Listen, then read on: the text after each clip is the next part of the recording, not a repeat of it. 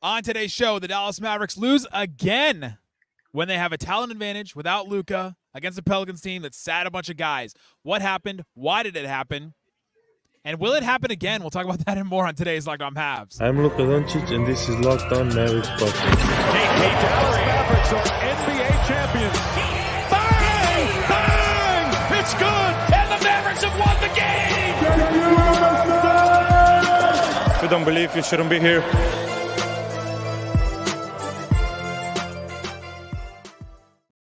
And welcome. You are locked on to the Dallas Mavericks. My name is Nick Angstadt, media member and NBA channel manager for the Locked On Podcast Network, your team every day. Thanks for being part of the show, making Locked On Mavs your first listen today.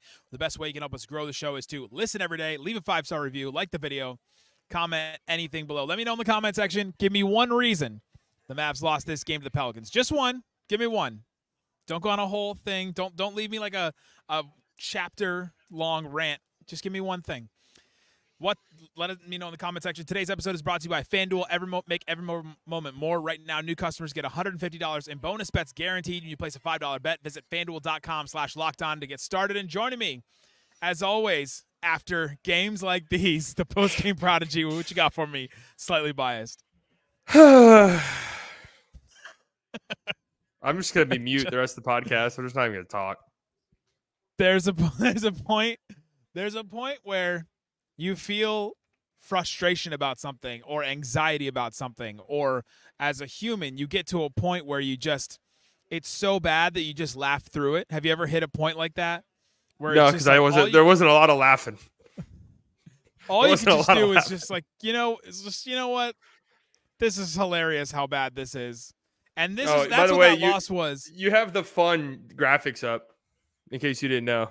Oh, it was not fun. No, I did not. It is not fun. Yeah. The Mavs did not win. Another letdown game for the Dallas Mavericks. They lose to the Pelicans, who didn't have Zion, Ingram, CJ McCollum, or Trey Murphy. Like literally 4 starters out for the Mavericks. Now, the Mavericks were without Luka, Lively, and Exum. That's 3 starters, but they still had Kyrie. There's no reason for you to lose a game like this when you have Kyrie Irving and whoever else is on the Mavericks. Really, like you've got to come away with a win. And so we'll talk about that. We'll talk about what went wrong in the game, why they keep losing games like this, because this is multiple times now this season the Mavs have lost a game like this. I was talking to Vash, who's known on Mavs Twitter, and then is on some shows, and he was like, "This game feels like last year." I was like, yeah, it really does. Like it had the vibes from the end of last season when the Mavs would just lose these games all the time in a bunch of different ways, but they just didn't look like they had it. Looked like their defense was just helpless at times because they were so all over the place. I mean, if you're going to try and pinpoint one thing, like one reason the Mavs lost a game like this, what would you pinpoint? I would say the small ball fiasco would have to be. That was awful. I mean, because what's crazy is like you look at the box score and Valanciunas really didn't torch you. I mean, 14 points and 12 rebounds, but that's just like, that's a big with a size advantage. That's what you expect to see, but it was the constantly sending double teams, which led to other guys being wide open for 3 because the rotations were so terrible, which really was what hurt the team. Valanciunas was a -4. That means the Mavs outscored the Pelicans by 4 points when he was out there. It wasn't that the Mavericks got destroyed by a big with their small ball lineup, but I agree with you that the small ball lineup was bad. It's that the Mavs rotations in that small ball lineup were so all over the place. They were just leaving guys wide open. I mean, look at that third quarter and just watch Jordan Hawkins just get open 3 after open 3. Guys just get wide open shot. Najee Marshall, how many threes did he hit? Felt like he had a couple, like 2 of 4 in this game. I mean, it just felt like everybody, Jose Alvarado, felt like everybody was getting threes. And then the Mavs offense, I mean, Kyrie scored 33? I feel like it was a bad 33 game from him, which is weird to say, but it was one of those where the Mavs offense just couldn't keep up and their defense was just sucking wind. Like he just couldn't get enough stops because they were giving up so many wide open shots. And it was a lot because of that small ball unit. I mean, look at Grant Williams' minutes, -16. He only played 14 minutes. To me, that represents most of the small ball units. Yeah. No, yeah. The small ball units where Maxey was a small ball 5 is what makes this team really interesting 2 years ago. When they were good defensively, Dorian and Maxey being like the small ball guys. And Maxey was actually pretty good in his minutes, so that was pretty encouraging to see. He was. Welcome back. Yeah, but welcome back, 9-toed Maxey. The The rotations defensively, I mean, I forgot what the stat was. Somebody brought it up. I don't have it in front of me. That's why you come here for. We're just talking and not giving you accurate numbers, just saying things. The Mavericks are one of the worst defenses in the league against cuts. It's actually a curse for the Mavs when they go up against teams like this, where, all right, all of your ball handlers are out. Literally, your 3 main ball handlers are out for the Pelicans. And now you got to move the ball around, right? You got to get creative offensively. You got to, run plays, run actions, run sets. You got to do all these different things. That actually is bad for the Mavericks because that means, we got to actually move around defensively and switch, and we got to be crisp in our rotations and communicate and talk. Well, that means we're just going to leave guys wide open for 3. And that's exactly what happened tonight. And it's just very frustrating. It's not the worst. I don't think it's the worst Mavs loss of the season. I think that the Cavs one probably just pound for pound is the worst one. The most inexcusable one, although they've been playing really well. That last Memphis one was pretty bad too. The Grizzlies one was really bad as well. This one, the effort I thought was better. They just weren't making shots, especially early on in the game. But man, this is the most frustrated I felt after a loss, if that makes sense. It definitely does make sense because you're coming off of such a good win against the Knicks without Luka even, and a win that you kind of stole. It felt like, but. Yeah, the same things that went well in that game did not go well in this one, and their defense was just all over the place. They allowed so many. They fouled a ton too. What did they finish? Pelicans finished with a 33.3% foul rate, which is that stat is the amount of free throws that you make per 100 field goal attempts, and that's a huge number. It's 94th percentile. So they were taking a ton more free throws than a team normally would have taken. They took 37. It's like. That's an insane amount. Mavs were fouling way too much. The Mavs defense was all over the place. Their rotations were late. Their rotations panicked. It felt like their rotations were panicky, which is weird. It's to your point about the Pelicans not having their real ball handler, or they had Jose Alvarado, but not having like their main ball handler guys. The Mavs didn't know who to follow. It's like we don't know the rhythm of this offense, and so instead they just panicked. And whenever they would send 2 to like Valanciunas or send 2 to somebody else with the ball. They would or send help to somebody else to help. It would they would send 2 on accident almost because 2 guys panicked and didn't communicate who was going over to send help or not. And then it just all of a sudden you're behind the play. They pass, and then they hit a shot. They were all over the place. It didn't feel like they were prepared for this team at all. The Pelicans also, second night of a back-to-back, I think they just flew in I saw one Pelicans reporter, they said they got in at 4 a.m. I don't know if that was the whole team or just them, but they didn't have a lot to prepare. They were in Denver the night before. Again, didn't have 4 of their starters. It just is an inexcusable loss for the Mavericks. And to me, all these things we're saying and pointing out, we can blame players. It's on coaching, man. These losses, the fact that we can count the amount of losses that we start looking at and go, all right, they probably shouldn't have lost that game. Okay, they probably shouldn't have lost that game. Okay, they probably shouldn't have lost that game. Yeah. To me, it's on coaching, and I haven't been very critical of Jason Kidd this season. I think he's done the right thing for the most part. In a lot of cases, there's the big complaint about Jason Kidd right now, I feel like, is not playing Richaun Holmes, and I'm not on board with that. I don't think that would change the season right now.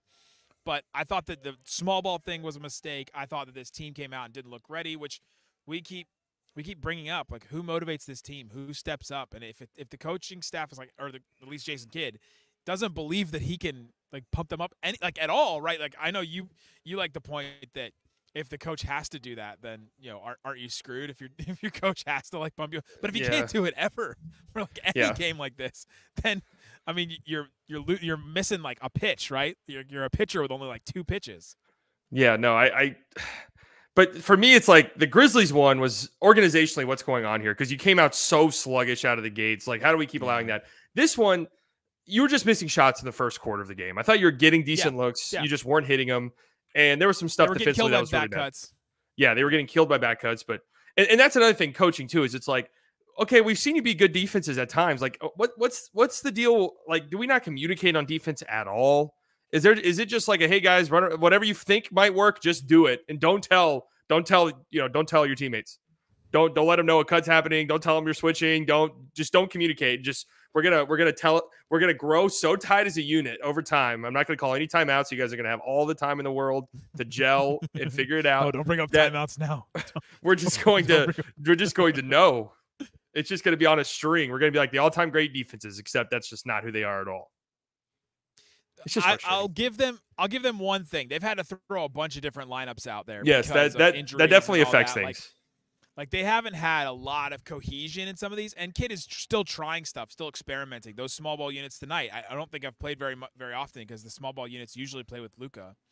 But, you know, so we'll give them that, right? Like, I'll give you a little pass for that. But it's inexcusable to not communicate like that and to not tell somebody that I got this or you're going here, like all that stuff. But coming up, let's talk about what else went wrong in this game. Let's talk about what the Mavs can learn from, how they can move on from this. Will a loss like this happen again? Talk about that and more coming up.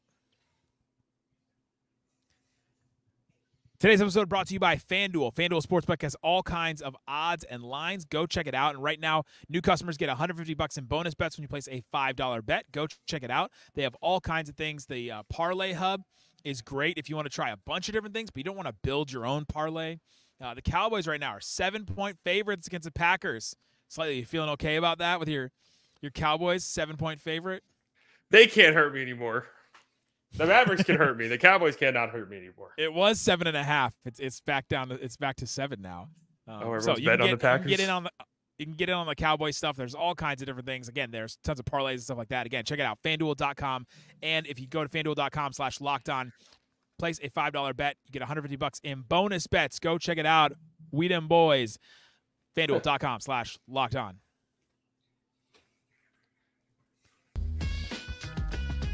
Thanks to everybody for hanging out with us on Locked On Mavs, being part of the show, part of the Raccoon Squad, listening every day. Appreciate each and every one of you. All right, Slightly, let's get into the rest of this game. The Mavs lose to the quote-unquote Pelicans, 118-108. Mavs offense just didn't have enough, weren't hitting shots in the first quarter, but their defense, I thought. Only in the second quarter did their defense really even show up at all. The third quarter was brutal. How did Jordan Hawkins go off for 14 points in a game like a 6 of 6 in the third quarter? I mean, how did he go off in this one? To his credit, he did hit some pretty tough shots. So you do have to tip your cap to him there. But you let a guy like him, who he came into the league as a shooter, I mean, that's what he does. You let a guy like him see a couple of easy threes go down because you're doubling one pass away off of him, and then, you know, the help defender doesn't know that you're doubling or is just way too late to get out. You see a guy like that seeing a couple of threes go down just opens up the entire game for him. And he was coming off of screens, curling, elbow jumpers with, I thought, pretty decent contests. But again, he just got hot and just couldn't miss. So you do have to tip your cap to him. But even, in the fourth quarter, you're trying to make a comeback. Was there, I think, 2 possessions where you're helping off one pass away from Valanciunas, and the one pass away is Hawkins, and the help doesn't come at all, and he makes one and misses one. He got really lucky on the miss. But those are just the puzzling decisions where it's like, why are we even doubling? If we're going to let our scorching hot three-point shooter shoot open threes, I'd rather just, Valanciunas, you hit me with a hook shot, okay. Like, all right, we're going down the other way. I don't know. That's why I'm saying the small ball stuff tonight was just, it didn't work once. Every minute of it was a fiasco. No, the thing about the small ball stuff is, like, we were criticizing Kid about using it too much earlier, but no Derek Lively, so that hurts you a lot. They don't want to use Rashawn Holmes, apparently. Not even in a game like this. I know. That's what I'm wondering. Is there just like a behind the scenes sort of wink, wink, nudge, nudge, hey, you're not playing games? Because this feels like a game that would have kind of made some sense. To me, it would too. He can play against Larry Nance. I think he could try against Valanciunas. He wouldn't be a good matchup against Valanciunas, but maybe better than what Grant did. Grant was fighting for sure. Grant was fouling all over the place too. They weren't calling any kind of fouls against Valanciunas. He had a clear travel too in the the carry. There was a post up one where he just shuffled on both of his feet. And then he had an egregious carry too. There was one where he carried it like this, like 3 times. Then on the other end, pushed off. He committed like 15 different infractions in one possession. But if they're not going to use Rashawn Holmes, then it's just Dwight. And then Maxey is back, but Maxey was only going to play 10 or so minutes. And then they played Dwight and Maxey together. So you literally have no other big lineup combination options by design of this roster. And so some of that is not fully Jason Kidd's fault because of the limitations, but not using Rashawn Holmes at all, I don't really understand. He doesn't give you a ton of size. I'll say that, right? Like, he is as big as a wing. He's like 6'9", maybe, he's listed at 6'8" some places. So he's not giving you a ton of size, but at least he plays like a center, has the wingspan of a center. and all that. So, yeah, I don't know. They're just limited, and then they tried the Dwight Maxey thing. And if they could have played Maxey a little bit more, they played him 11 minutes, which is right in that pocket of what they said. If they could have played him more, that would have been more effective. But I don't know, man. You still got Kyrie Irving. You still should win a game like this. Yeah, just a frustrating game all the way around. And I do get it. They've signaled the entire season, we're going small. Like, we're not doing the Rashawn Holmes backup 5 minutes. Those aren't happening. There's only one matchup we like it, and that is the Lakers. That's the only time they really deployed it at all. And it's just been small ball outside of that. And Maxey coming back will help a lot for that because he's kind of perfect for that. And he legitimately was, again, good in his minutes. I liked his energy defensively. I thought it was legit good. And maybe he's not on a minute restriction. Maybe this game looks way different. Who knows? But I don't know, man. I'm just, you have to give. Here's the thing where I'm not I'm not necessarily on the fire kid train like everyone else is, because you do have to give some credit to a coach when they've dealt with this many injuries and you're sitting 6 games above 500. I mean, that's like a legit, pretty impressive feat. And I think he's made do with what he's had available to him for most of the season. But it is games like tonight where it's like, why do we have to be so committed to small ball? Would be my question. Is it's like, if it's this bad, can we not just trot Holmes out there for a few minutes? And to me, it wasn't even just small ball itself. It's that the small ball included like Hardy and Hardaway playing together. Yeah. And you're just like, defensively, you're just going to get killed when that happens because Hardy is, young, still learning, and was not prone to be a good defender anyway. Hardaway gets destroyed on back cuts and things that we're talking about and all that. Unless he's taking a charge, good things are not necessarily happening with him on defense. And so if that's going to be the case, then you're hamstrung a little bit more than you would be if you were just playing small ball. Anyway, small ball is supposed to be, you've got several good wing defenders that can switch and that you feel comfortable do a bunch of switches on. The Mavs didn't have that kind of a lineup. They were just throwing out small guards. You're like, okay, well, it just doesn't they're work. taking it literal. All right, we're going the smallest 5 we can get out there. Small ball. Felt like when Rick Carlisle used to do the 3 small guards and a center and big wing lineup. But also, then they forgot the center. Part of the benefit of going small, especially against a guy like Valanciunas, is you're really going to go after him defensively. You're going to get him out in actions and get him moving around and really take advantage of him there. And it didn't really feel like they did that either. I felt like too often Valanciunas was able to just sit either on the block or in the paint, just as a rim protector. It feels like you didn't get him out in actions too much. And the moments where the Mavs were really good offensively was when Dwight had the ball. And I'm saying this unironically. This is not a joke or a bit. When Dwight Powell had the ball at the top of the key, and they were running actions off of that. That was the best offense they had all night. Dwight had 8 assists. Those 2 back cuts were pretty good. They missed the one, but the other one was a really good feeling one. That's one where Dwight throws the pass, and he turns around, he does the Tiger Woods fist bump on the way back down. You're like, yeah, feeling good about him. Back to Maxey. You mentioned Maxey before, and I didn't share what I thought about him. He played 11 minutes. He had that one drive to the rim that I thought was really good. That's something that if Maxey can do that, and teams respect his 3-point shot, then that adds another dimension to the Mavs offense. His defense looked pretty good. He was flying around. He was doing the verticality thing. I thought that he had some good impact. He had that 1 steal, a couple of rebounds, an offensive rebound too.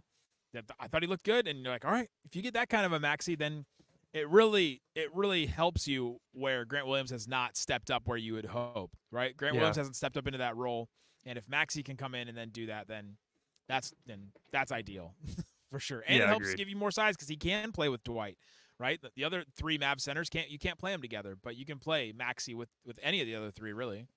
Yeah, no, I agree. If Maxey, this effort level defensively, he's gonna have to hit threes because teams have to respect it, like you said. But if we get this effort level defensively from Maxey, it does change things. It's like a trade deadline act. They won't have to go out and get Siakam if they have Maxey playing at this level.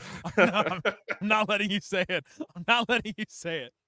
No. It'll just be like they added a guy at the trade deadline. I'm not letting you say it. Disagree. What? Not a trade.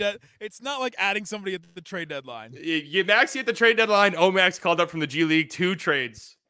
2 trade acquisitions right there. We traded for a reliable vet and a young piece at the trade deadline. That's what we wanted. Nico, how much is Nico paying you? Free. I'm an unpaid Not intern. enough. 80 hours. We talked about how coaching, struggled in this game or held the Mavericks back. It seems to happen in games when the Mavericks are like supposed to win against a bad team and then they don't. The teams that are good, though, it seems like the Mavs do come out prepared, ready, all that, and it hasn't really hurt them that much. It seems more like there's been personnel issues that have hurt them against these bad teams. Do you think coaching will hold the Mavericks back going forward and like even into the playoffs is kind of what I'm alluding to? Man, it's really tough because you look at the teams that they beat recently, the Knicks. Well, the Knicks aren't like a move the ball around a ton team. They play a lot of isolation basketball with Brunson and Randall. Not a great coached game either. Yeah, true. I mean, the final stretch there was disastrous, but they did pull out a win shorthanded. The Timberwolves, they move the ball around a little bit, but you're going to get some Anthony Edwards, ISOs, and some cat moments. These teams, genuinely, these teams that fly around and move the ball, and they don't have the guys to like break you down one-on-one off the dribble consistently, so they do have to move around. They kill the Mavericks every single time. Over the course of a series, teams are going to wise up on that. Teams are going to realize that. Like, hey, let's not do the ice. Like, let's cut back on the isolation attempts and the black hole moments offensively and move around and fly around. And granted, that's a hard adjustment to make for teams that don't usually do it. But can we figure out a way to tighten up defensively against teams like these? That's on the coaching. Teams have to have that gear, though, to be able to go into that. Like the Mavericks themselves don't have that gear unless they just take Luka off and they play like how Kyrie and Josh Green and them played against the Knicks the other night. Like maybe they can have that gear. Think about the teams they beat in the playoffs. Even the 2 years, like the two years ago, like conference finals run. Who I talked to a listener, Matt, tonight, who was like, my first season, like watching the Mavericks and having season tickets was that conference finals run. I was like, dang. He said, and then the year after that was awful. It's like, yeah. What a roller coaster you just took. But even think about those teams that they beat in that Western Conference Finals run, Jazz, Suns. They didn't have that gear where they could just pass the ball around and spin it. Like the Suns really wanted to get there, and they just still couldn't get there because they're just the mid-range jump shooting team that the Mavs could keep in front of them and then contain. And then they met the Warriors, and the Warriors only do the thing that the Mavericks struggle with, and they got destroyed by the Warriors in that. So it has been a feature and not a bug of Mavericks teams in the past to struggle with teams like this that pass the ball around and that share it and all that. And so it's definitely something to watch out for as these guys are like, I think they just broke the court. Postpone the game on Monday. Darn. They're taking the basketball stanchion off, and the ramp came out from under it, and I think they broke the court. Do the home teams get to pick jerseys, right? Home teams pick the jerseys? The home teams? I don't know. You have to ask Mavs Tracker. X these jerseys out of the rotation, please. The light blue jerseys are they're really bad. They look terrible with the home court, and they always play horrible with them. Throw them out. Any thoughts on anybody else? We talked about AJ Lawson. I thought in a game like this, you need to play a guy like AJ Lawson a little bit more. A guy that'll give you hustle, give you fight. You've been home for a while. You'd think that the team would have energy, but they are coming off of a big win, and they usually have a letdown game after that. We've seen it several times now this season. Throw in a guy like AJ Lawson. That's every other game. It proves my point. It proves my point that they get a letdown every. But I thought I thought he looked good in some of the moments that he had. He had that and one in transition, and then kid just totally went away from him and only played him 6 minutes in the whole game, and gave Derrick Jones Jr. almost 30 minutes, Josh Green 32, Kyrie played 40 in his game. Hardaway played 39, which you've got to have those two guys or else you couldn't score at all. But right, man, it just felt like there's an opportunity to get him some more time. Yeah, I agree. I think AJ Lawson, I did like that adjustment from Kidd, actually, because the Knicks, what the Mavericks did that got them out to such an early lead in that game and what allowed them to win the game, even though they tried their hardest to lose it, was that they got out in transition and ran and didn't let a really good defense get set. This is the Pelicans team that, even though they're shorthanded, they still have a bunch of really solid defenders on the court. And the Mavericks just weren't getting out at all. Granted, they weren't forcing any misses really in this game, so it's kind of hard to get out and run. But yeah, AJ Lawson is somebody who plays quick, and yeah, his and one was, I think it was off of a miss where he just pushed the pace, went and got fouled and finished. Yeah, so yeah, I like that adjustment, and I would like for him to get more minutes. It is kind of hard to figure out who he gets minutes with because I think Josh Green's been playing better lately. Was okay tonight, I thought, but you also needed Hard with the rotations and Luka out and Exum out. You do need Hardy's just ability to dribble the basketball. Yeah, him not taking a step. Seeing Jordan. Sorry, our connection's not that great. Seeing Jordan Hawkins go off in a game like this, you go, man, just wish Hardy had taken like one step forward this offseason. I'm like, yeah, you got it against the Blazers, and like you got it a couple of times, but still has games like this. Yeah, he doesn't have that movement shooting ability that Jordan Hawkins has. I mean, that's what he came into the league with, and he's a flamethrower. I mean, was really good tonight. He doesn't even like crack the rotation really, or he kind of struggles. His minutes are really spotty whenever the Pelicans are healthy, which is a sign of how deep they are, but also kind of strange. I know a lot of Pelicans fans who wish he got a lot more minutes, but yeah, I would like to see Hardy just be more of a knockdown shooter. He was 2 of 4 from 3 tonight, but in games like these, it would be nice to see Hardy put up like 7 or 8 threes and hit them at like a consistent clip when you need offense. Give the Pelicans defenders credit. They were right up in their grill. I mean, Kyrie was having a hard time getting shots off. Like we saw some of the most creative like Kyrie shots, like jump shots, because he had to just find a way because Jose Alvarado was just blanketed all over him. I mean, give them credit for that. They came out even on a second night of a back-to-back. But let us know in the comment section what's one reason why the Mavericks lost this game. And, we should be back tomorrow. Should talk more about this Mavs team. And then Monday, Mavs Pelicans, MLK Day. Right in the middle of your day, you get some Mavs basketball. And if I know anything about the Pelicans, and I do, they will lose this game by like 35 points. Because that's all the Pelicans do, too, is they blow one team out, and then they get blown out the very next game, too. Well, fingers crossed. Be great to have a Cowboys win and then a Mavs win, but here we go. So let us know in the comment section what you think about this game. Guys, thanks for listening to Locked On Mavs. Peace out. Boom!